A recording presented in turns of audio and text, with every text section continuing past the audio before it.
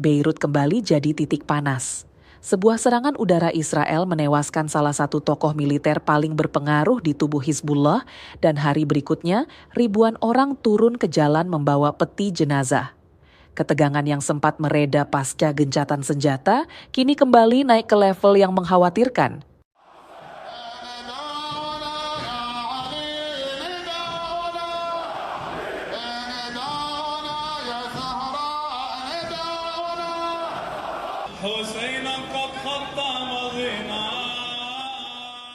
Di jantung kawasan Haret Hreik, wilayah yang dikenal sebagai basis kuat Hizbullah di selatan Beirut, sebuah iring-iringan besar mengalir pelan. Para anggota Hizbullah mengusung peti komandan militer Haitham Tabatabai dan beberapa rekannya yang tewas dalam serangan udara Israel pada Minggu malam. Kerumunan padat memadati jalan. Poster para pemimpin Hezbollah dan pejabat Iran diangkat tinggi. Suasana berkabung, tapi juga menunjukkan tensi politik yang terus mendidih. Mereka di sini berniat untuk mengusir kita dari tanah ini.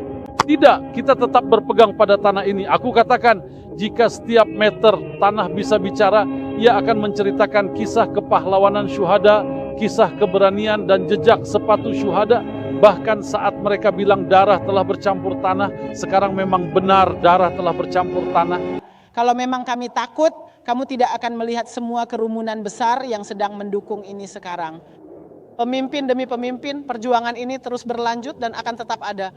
Artinya, sebelum mereka membunuh orang-orang dari pihak kami akan tetap setia pada janji. Hizbullah kemudian merilis pernyataan resmi.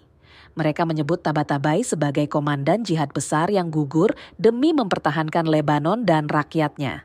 Sementara itu, dari sisi Israel, Perdana Menteri Benjamin Netanyahu tampil dengan nada berbeda. Ia mengonfirmasi bahwa militernya memang menargetkan Tabatabai yang dituduh memimpin upaya persenjataan ulang Hezbollah.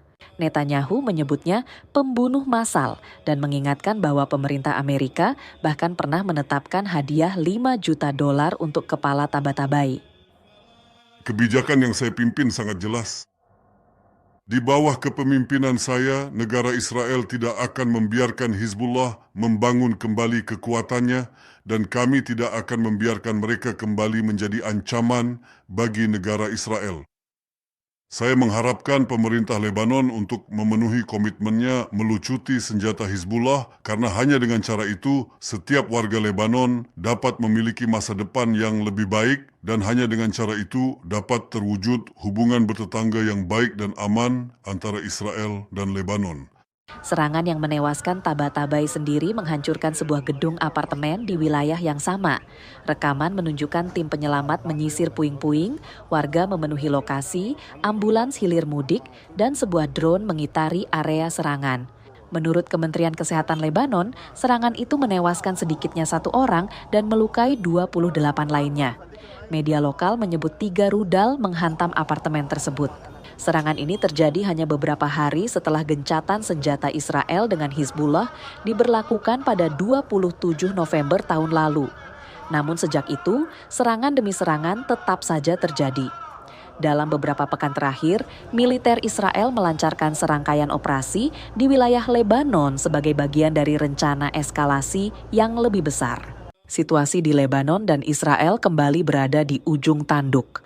Apapun yang terjadi selanjutnya akan menentukan arah geopolitik kawasan untuk waktu yang lama. Saya Nadira, presenter Artificial Intelligence dari TV One AI. Sampai jumpa.